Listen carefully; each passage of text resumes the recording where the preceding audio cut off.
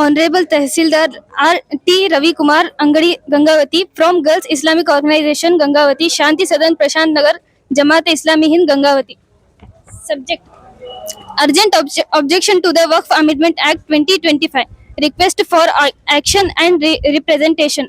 Respected sir, we the undersigned on behalf of the local community and concerned citizen submit this memorandum to record our strong objection to the Waqf Amendment Act 2025 and seek your urgent intervention in safeguarding our constitutional and religious rights. ಜಿಐಒ ಜಮಾತೆ ಇಸ್ಲಾಮಿ ಹಿಂದ್ ಜಿಐಒ ಘಟಕದಿಂದ ನಾವು ವಕ್ಫ್ bill ಅನ್ನು oppose ಮಾಡ್ತಾ ಇದ್ದೇವೆ. ಈ ಕಾಯ್ದೆಯನ್ನು ತರಬಾರ್ದು ಎಂದು. ಯಾಕಂದ್ರೆ ನಮ್ಮ ಧಾರ್ಮಿಕ ಚಟುವಟಿಕೆಗಳಿಗೆ ಇದರಲ್ಲಿ ಹಸ್ತಕ್ಷೇಪ ಮಾಡಬಾರ್ದು ಎಂದು ನಾವು ಸರ್ಕಾರದಿಂದ ಕಳಕಳಿಯಾಗಿ ಮನವಿ ಮಾಡಿಕೊಳ್ಳುತ್ತೇವೆ. ಸ್ಟಡಿ ಇರ್ತದೆ. गर्ल्स इस्लामिक ऑर्गेनाइजेशन की तरफ से एक मुहिम है वक्फ बिल के बारे में. ये जो वक्फ है वो अभी से नहीं है, 1000 सालों से है. मोहम्मद सल्लल्लाहु अलैहि वसल्लम के जमाने से आता जा रहा है. ಅಲ್ಲಾಹನ ಸಂಪ್ರೀತಿ ಮತ್ತು ಪರಲೋಕದ ಪ್ರತಿಫಲದೊಂದಿಗೆ ಆಶಯದೊಂದಿಗೆ ನೀಡಿರುವ ಜಮೀನಾಗಿದೆ, ನೀಡಿರುವ ಆಸ್ತಿಯಾಗಿದೆ. ಈ ಆಸ್ತಿಯು, ಈ ಸಂಪ್ರದಾಯವು ಮೊಹಮ್ಮದ್ ಸಲ್ಲಲ್ಲಾಹು ಅಲೈಹಿ ವಸಲ್ಲಂ 1500 ವರ್ಷಗಳ ಹಿಂದಿನಿಂದ ಕಾಲದಲ್ಲಿ ಸಂಪ್ರದಾಯ ಜಾರಿಯಲ್ಲಿದೆ.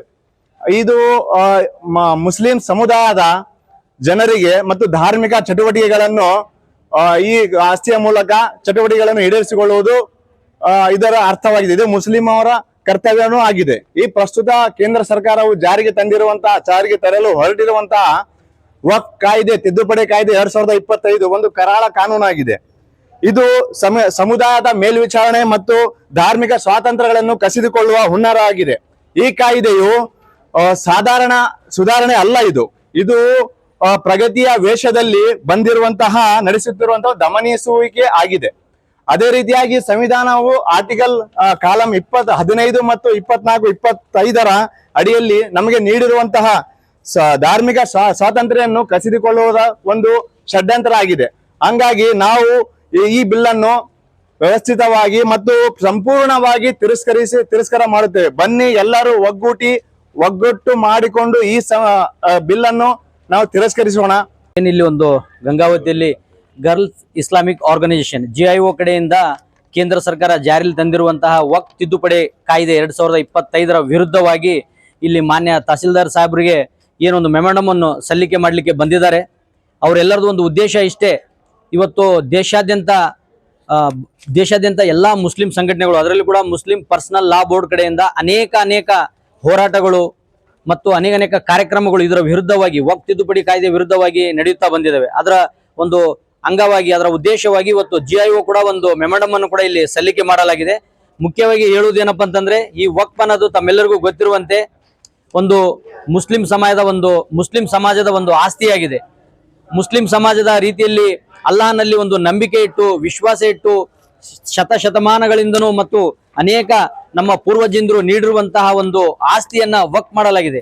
ಇದು ಆ ಒಂದು ಅಲ್ಪಸಂಖ್ಯಾತ ಸಮುದಾಯದ ಮುಸ್ಲಿಂ ಸಮಾಜಕ್ಕೆ ಸಂಬಂಧಪಟ್ಟಂಗೆ ಶೈಕ್ಷಣಿಕ, ಸಾಮಾಜಿಕ ಮತ್ತು ಆರ್ಥಿಕವಾಗಿ ಬಳಸಲ್ಪಡುವ ಒಂದು ಆಸ್ತಿಯಾಗಿದೆ.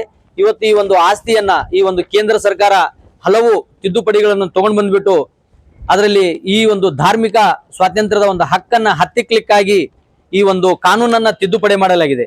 ಇದಕ್ಕೆ ನಾವು ಭಾರತದಾದ್ಯಂತ ಈ ಒಂದು ತಿದ್ದುಪಡಿಯ ವಿರುದ್ಧವಾಗಿ ನಾವು ಹೋರಾಟಗಳನ್ನ ನಾವು ಹಮ್ಮಿಕೊಳ್ತಾ ಬರ್ತಾ ಇದ್ದೀವಿ. ಸೊ ನಾವೆಲ್ಲರೂ ಇಡೀ ದೇಶಾದ್ಯಂತ ಈ ಒಂದು ವಕ್ಫ್ ತಿದ್ದುಪಡಿ ಕಾಯ್ದೆಯನ್ನ ನಾವು ಖಂಡಿತವಾಗಿ ಖಂಡಿಸ್ತಾ ಇದ್ದೇವೆ. ಸೊ ಆ ನಿಮಿತ್ತ ಇವತ್ತು ನಾವು ಮಾನ್ಯ ಸಾಹೇಬರಿಗೆ ಆ ಒಂದು ಮೆಮೊರಂಡಮ್ ಅನ್ನು ಸಲ್ಲಿಸಿದ್ದೇವೆ. ದಯಮಾಡಿ ತಾವು ಮೇಲಾಧಿಕಾರಿಗಳಿಗೆ ಸಲ್ಲಿಸಬೇಕಂತ ತಮ್ಮಲ್ಲಿ ಒಂದು ಕಳಕಳಿಯ ಮನವಿಯನ್ನು ಮಾಡಿಕೊಳ್ಳುತ್ತೇವೆ.